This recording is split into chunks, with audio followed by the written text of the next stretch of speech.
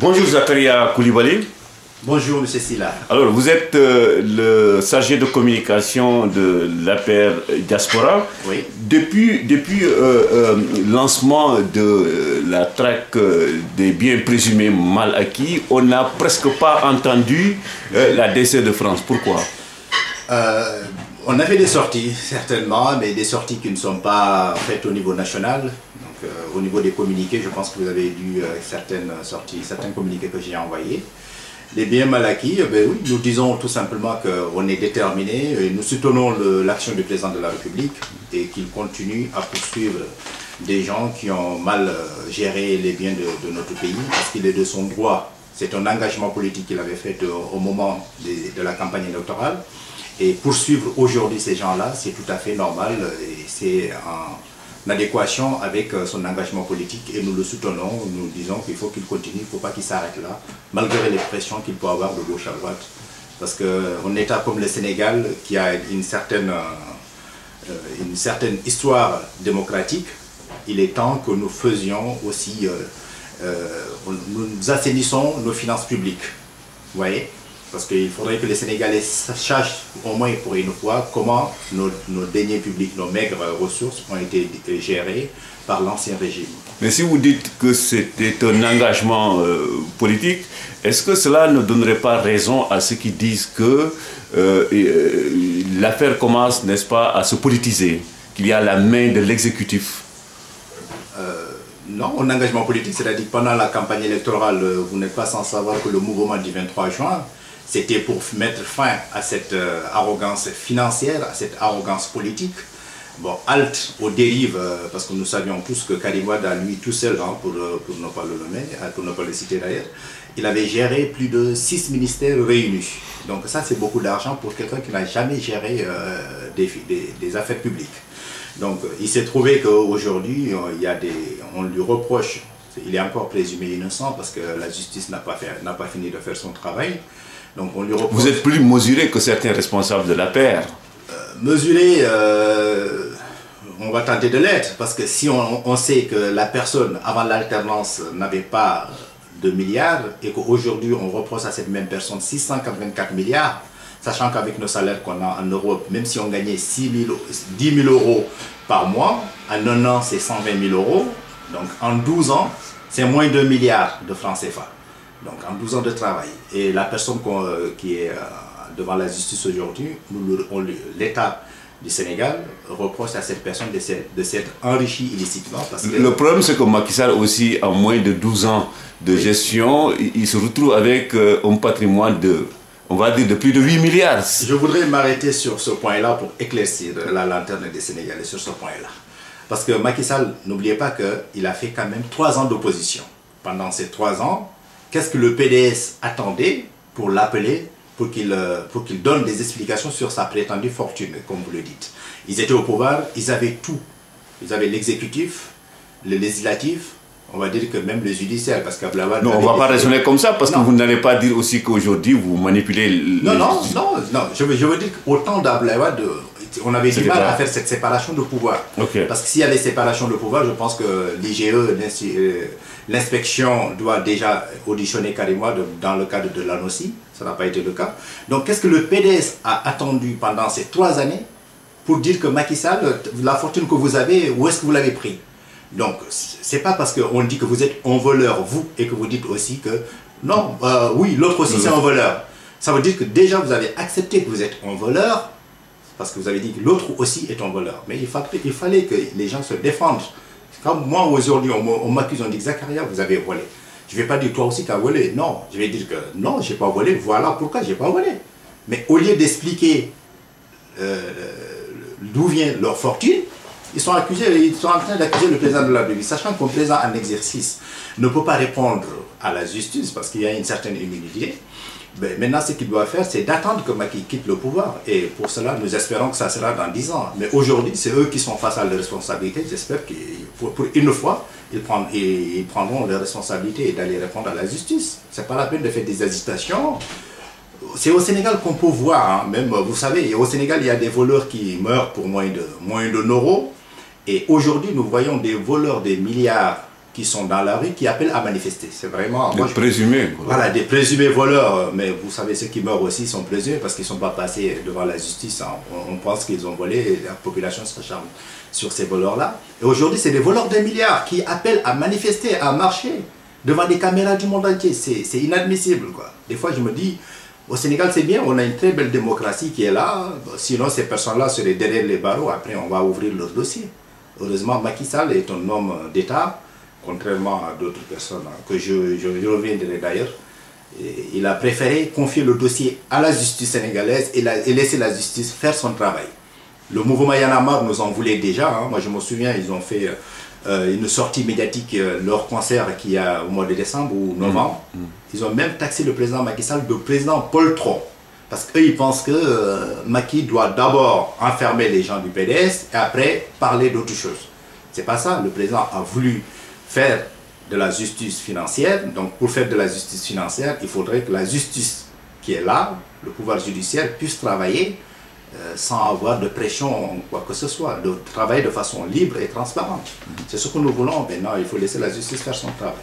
En tout cas, de l'avis de bon nombre de militants du Parti démocratique sénégalais, Karim Wade est devenu un prisonnier politique.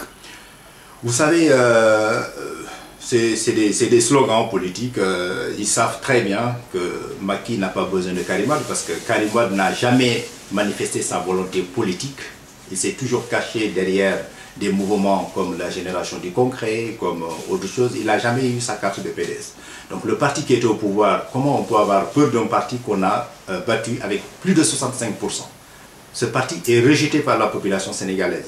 Donc si ce parti-là veut revenir au pouvoir, je pense qu'il est temps de faire du ménage dans ses rangs et de voir que telle personne a pillé les biens de l'État, ce n'est pas la peine que le parti le protège. Laissons la justice faire son travail.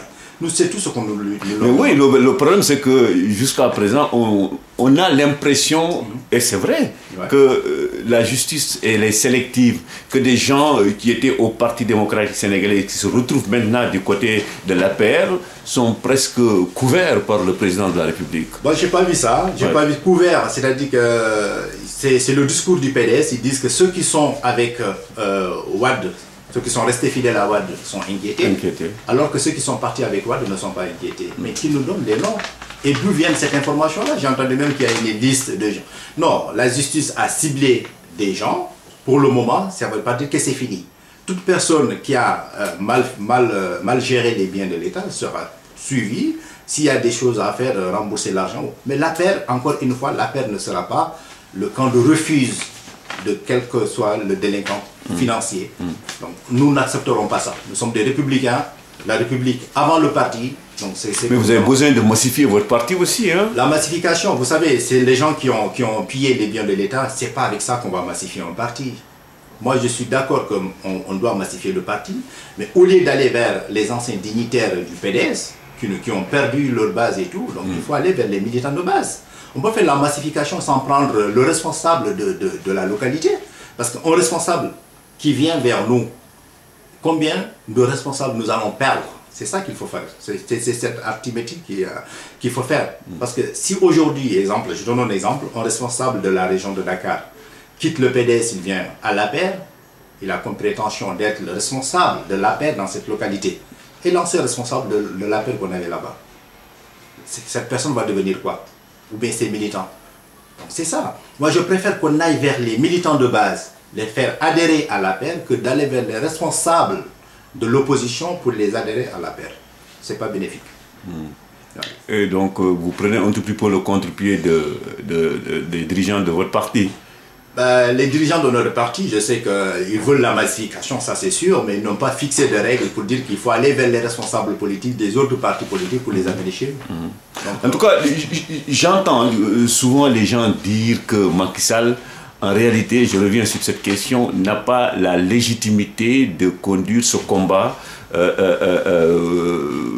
pour la moralisation de la vie politique au Sénégal, parce que, bon, comme on le dit, hein, Macky Sall est subitement devenu milliardaire et on voit mal comment il peut conduire ce combat. Oui, vous savez, aujourd'hui, dans la scène politique sénégalaise, il n'y a pas plus légitime, plus légitime que le président Macky Sall. Il n'y en a pas. Oui. Pourquoi, je vais vous dire. Lui, déjà, il n'a pas été parachuté au pouvoir comme ça. Et partout où il est passé, il a fait ses preuves. Il n'a jamais été cité dans un scandale financier. C'est un homme d'État. Contrairement à d'autres personnes, il n'a jamais enregistré personne sorti des CD, donné des secrets d'État dans la presse comme ça. Il n'a jamais fait ça. Ah, vous faites allusion à Idrissa Seck. Oui, il n'a pas compris. Il pense qu'être un bon orateur, ça veut dire qu'être présidentiable. Non, il y a des orateurs qui sont là pour animer la scène politique. Il y a d'autres qui sont là pour mener ce combat politique. Nous sommes du côté de quelqu'un qui a mené un combat politique avec des qualités, avec certaines vertus. Donc, c'est le président Macky Sall. Vous savez, si Macky avait détourné un seul centime, Wade ne lui ferait pas de cadeau. Il a déjà convoqué à Djonk en 2009. Il s'est trouvé que le dossier était vide.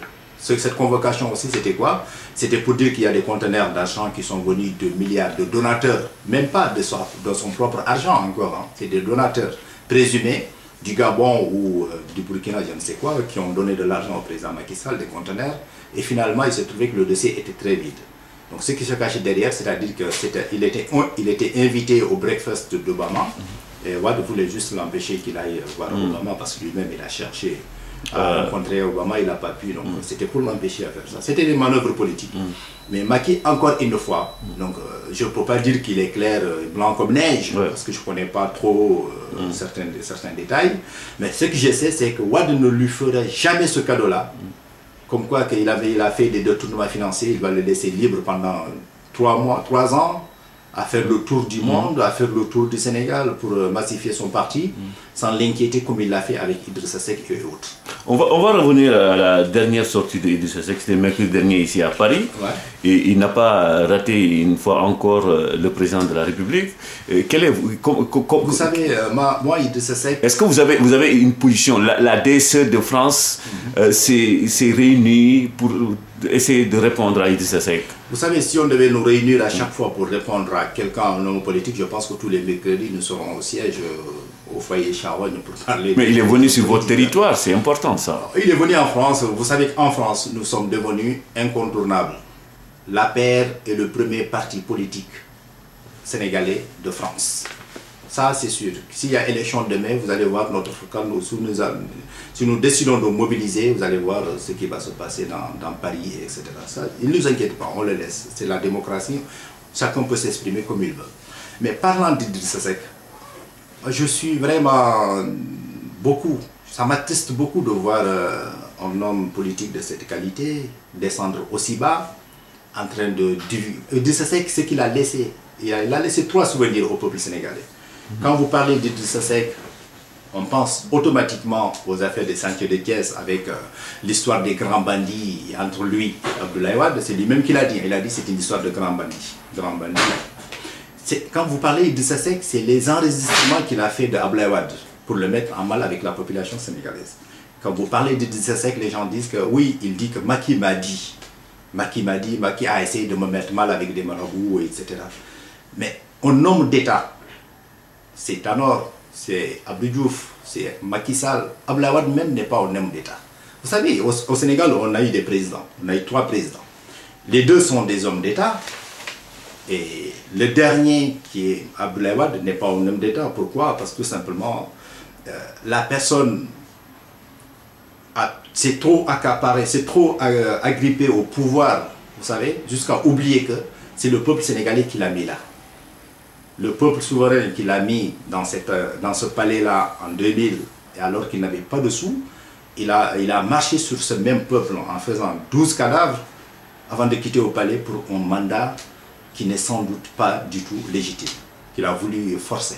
Vous savez, un homme d'État, c'est quelqu'un qui aime déjà son pays, qui aime sa patrie, qui se bat pour que les choses avancent, mais qui ne se bat pas pour faire une mauvaise publicité à son pays vis-à-vis du monde entier. Donc notre démocratie avait pris un élan incroyable en 2000, mais en 2012, il a fallu que le peuple se réveille encore pour maintenir ce niveau-là. Sinon, Abdoulaye Wade allait nous amener vers les guerres civiles qui s'en font dans certains pays africains. J'ai l'impression que l'APR n'a pas encore compris que c'est Macky Sall qui est le président de la République. C'est pas l'APR qui n'a pas compris. Je dis l'APR. qui n'a pas compris encore. J'arrive. Parce qu'à chaque fois, vous attaquez Abdoulaye Wade, qui sont, on va dire, les opposants à Macky Sall. Ouais. L'objectif aujourd'hui, ce que les Sénégalais attendent de Macky Sall, c'est qu'il donne des solutions aux difficultés qu'il rencontre quotidiennement. La meilleure réponse que Macky a apportée au problème des Sénégalais, c'est la suivante. Bon, voilà, aux politiciens de l'opposition déjà, on va les laisser parler et nous allons travailler. Les laisser parler, c'est-à-dire que vous n'entendrez jamais Macky citer Idrissa Seck ou Abdoulaye Wade dans des trucs comme ça. Pour lui, ça appartient au passé. D'accord? Okay. Maintenant, pour le problème des Sénégalais, vous avez vu les conseils des ministres décentralisés. Il n'y a pas meilleure solution que ça. Le président de la République se déplace, va dans une région pendant 2 jours ou bien 48 heures. Il voit tout, il rencontre tout le monde. À partir de là, il y a un conseil interministériel et le conseil des ministres vient pour clôturer tout ça. Et donner des enveloppes à coups de milliards pour les futurs projets dans cette région. Les promesses, on va dire. Oui, c'est des promesses, mais je suis sûr que Macky, ce n'est pas quelqu'un qui promet et qui ne fait pas. Maintenant, moi, ce que je propose au président de la République, c'est-à-dire que c'est très bien ce qu'il fait. Et il faut qu'il continue dans cela, en 2013, mais aussi revenir en arrière dans 2 ans pour faire le bilan. De partout où il est passé, il fait le bilan de ce qui a été fait, ce qui n'a pas été fait, qu'est-ce qu'il faut changer, qu'est-ce qu'il faut améliorer. C'est-à-dire en 2015. Ça sera très très bien, c'est une belle réponse au problème des Sénégalais. Parce que le problème qu'il y a à Dakar, ce n'est pas le problème qu'il y a à Tamba, ce n'est pas le problème qu'il y a à Kolda, ce n'est pas le problème qu'il y a à Fatigue. Chaque localité a ses propres problèmes, propres à lui. Donc il n'y a que le Conseil des ministres décentralisé. Ça, c'est une première fois dans l'histoire politique mondiale qu'un président de la République se déplace pour aller voir les populations, non pas pour que voter pour moi parce qu'on est en période électorale, mais venir pour poser des actes. Il n'y a pas meilleur. Les gens parlent d'électricité, du coût de la vie. Ça viendra. Parce qu'il n'y a pas... Ce n'est pas en un seul jour qu'on pourra régler ce problème-là. Venir après Abdoulaye Wade n'est jamais facile. Hein, ouais. Vous savez, Abdoulaye Wade, il avait mis ce pays à genoux. Donc lui-même, il le disait, si je quitte, les fonctionnaires ne seront pas payés dans 2 mois. Parce qu'il sait ce qu'il a laissé derrière lui. Donc les 417 milliards qu'on dit qu'Abdoulaye Wade a laissé, 417 milliards pour un budget national, c'est combien? Ça ne fait même pas 1/5 du budget national. Ce n'est pas avec ça que nous allons faire des projets. Déjà, les promesses faites à Tamba, c'est 200 milliards.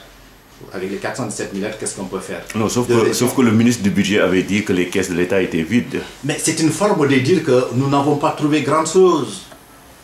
C'est ça, ça veut dire juste de dire ça. Nous n'avons pas trouvé grand-chose dans les caisses. Parce que là où on doit trouver 2000 et si on trouve 400, c'est que c'est vide.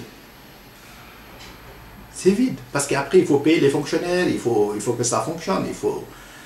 C'est ça. Bon, on va revenir ici en France pour parler de la paire diaspora. La DSE France. On a l'impression que c'est un navire sans commandant, franchement. Depuis la présidentielle. Peut-être, vous, de l'extérieur, vous pouvez le dire. Moi, de l'intérieur, je ne peux pas le dire. Parce que nous fonctionnons, nous faisons une réunion. En 1 mois, on en a fait 2 ou 3. On a fait des déplacements à Marseille. La DSE s'est déplacée pour aller à Marseille. Je pense que votre confrère était même avec nous. Pour aller faire l'anniversaire du parti à Marseille, après à Lyon. Nous faisons nos animations politiques jusqu'à présent. Maintenant, il s'est trouvé qu'effectivement, comme bon nombre de nos militants sont soit partis au Sénégal, d'autres nommés et d'autres décédés. Vous savez, on a perdu deux grands membres qui sont décédés, 2 grands responsables qui sont décédés. Donc notre chargé des structures et chargé de la propagande. Il y a Samba Koïta qui est député, Mamadou Diallo Canel député, il y a Dimo Soare qui est aussi député, même si lui il n'était pas membre de la DSE France. Il était membre de la paire, mais il n'était pas au niveau du bureau national, quoi, je voulais dire. Maintenant, il y a des ministres aussi, Mamadou Talatioux, qui est devenu ministre, il était le coordinateur adjoint, Samba Koïta étant le coordinateur national. Donc, il y a beaucoup de gens qui sont partis, c'est vrai. Donc, au début, nous étions 34 membres. Aujourd'hui, en France, nous ne restons que 17 membres du bureau. D'accord? Donc, parmi ces 17 membres, effectivement, il y a d'autres qui sont nommés consuls, vice-consuls, etc. Donc, c'est ce qui fait aussi, quand on fait une réunion, au lieu d'avoir, je parle du bureau, je ne parle pas de la DSE complète, si on fait la réunion du bureau, on n'est pas trop nombreux. Mais les affaires courantes sont en train d'être évacuées, la CCR, les cadres font leur réunion aussi. Pour moi, ça marche très très bien. Je vais vous donner un exemple. Vous avez sorti un communiqué pour vous prononcer sur la polémique concernant la visite de ABC en France. Quelques jours après, Madame Baquet, responsable des femmes, a sorti un autre communiqué pour prendre le contre-pied de ce que vous avez dit. Comment vous pouvez expliquer cela? Moi, j'en ai entendu parler, des gens m'en ont parlé aussi, quoi, de ce communiqué de Mme Baquet.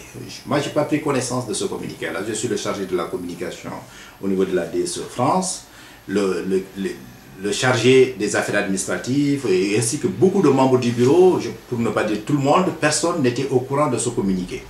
Alors que le communiqué que je vous ai envoyé, non seulement ce n'est pas moi qui l'ai écrit, c'est d'autres personnes, Abdourahmane Koïta, en collaboration, il s'était concerté avec moi-même, avec Demboso, avec d'autres personnes, non? Parce que le mail, tout le monde était en copie de ce mail-là pour qu'on regarde, on fasse des vérifications. Et ça a duré 3-4 jours. On s'est tous mis d'accord comme quoi que ce communiqué, nous pouvons le publier.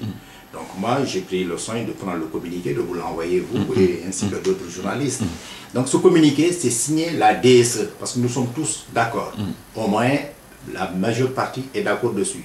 Je n'ai pas vu quelqu'un qui a dit que je ne suis pas d'accord dessus. Vous savez? Maintenant, par contre, pour ce qui est du communiqué de Mme Baquet, tout ce qu'elle a dit dans ce communiqué, ça n'engage qu'elle.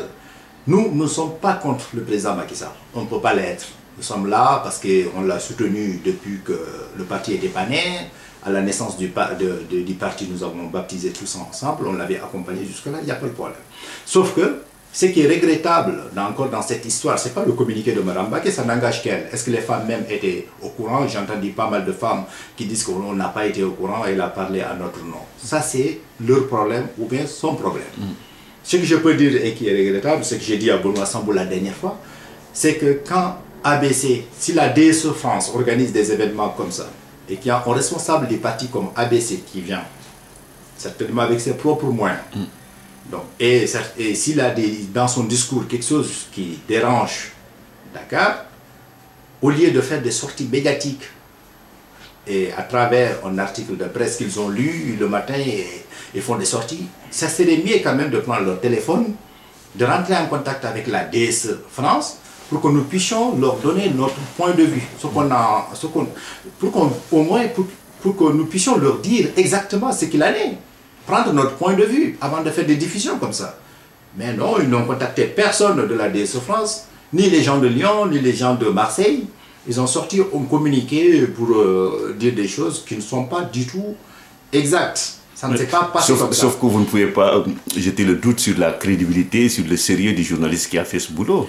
Non, le journaliste peut écrire ce qu'il veut.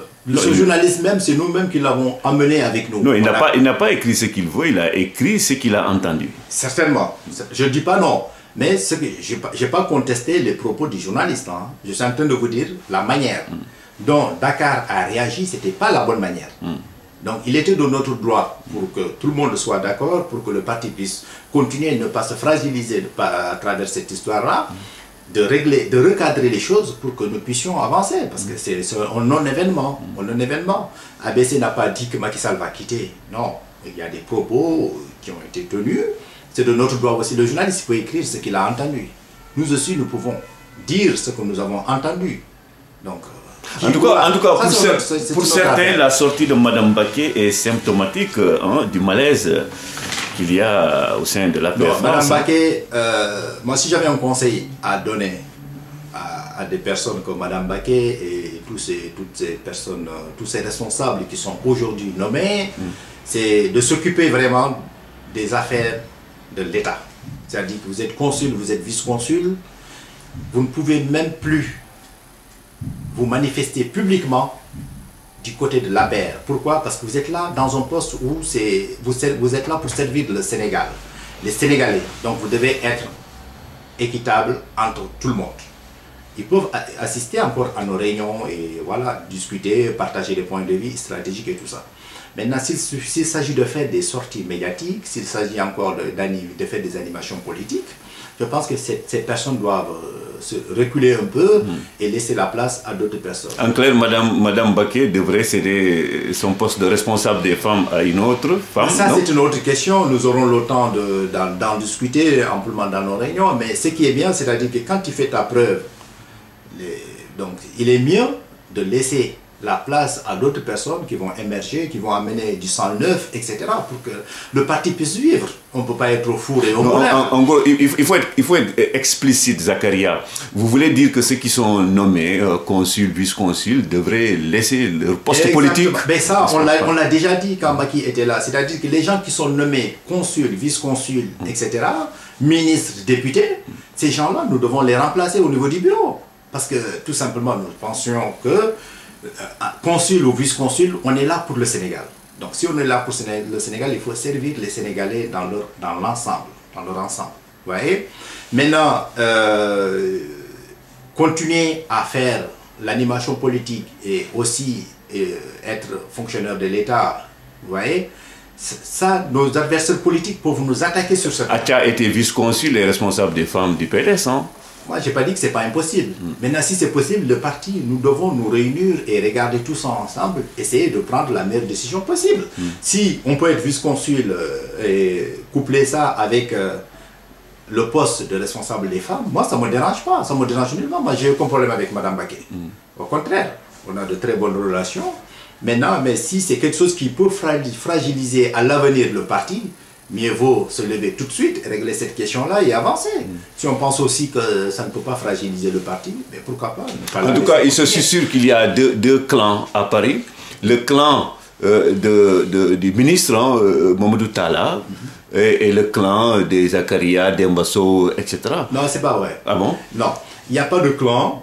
En tout cas, seuls les amis de Mamadou Talla Tchoux ont obtenu des postes de responsabilité. Je vous dis, hier soir, pas plus qu'hier soir, pas moins qu'hier soir, j'ai eu Mamadou Talla au téléphone après juste le conseil des ministres à Tamba. C'était quand? On est au quel jour aujourd'hui? Samedi. Nous sommes samedi. C'était jeudi. Jeudi soir, je l'ai eu au téléphone. Donc le président était à Tamba, on a beaucoup parlé. Il n'y a pas de clan de Tchoux. Ça n'existe pas. Ça n'existe que dans la tête de ceux qui croient. Bon, certainement, les gens vont penser que les amis de Tchoux, ils ont eu des postes et tout ça. Mais est-ce que nous sommes demandeurs de ces postes-là? Moi, personnellement, je ne peux pas parler au nom des autres. Est-ce que d'autres, comme vous dites, Dembosso n'aura pas un poste? Je ne peux pas vous dire. Certainement, lui-même, il aura l'occasion de vous dire s'il a besoin d'un poste ou pas. Abdourahmane Koïta ou d'autres personnes. Non, non, non. Madame Baké, est-ce qu'elle est du même clan que Tchoux? Non. Est-ce que moi, je suis du même clan que Tchoux? Non, je ne pense pas. Je ne pense pas qu'il y a des clans, sincèrement. Très sincèrement. D'accord, c'est la fin de cet entretien. Ouais. Merci à Zakaria Coulibaly, responsable, chargé de communication de l'APR Diaspora.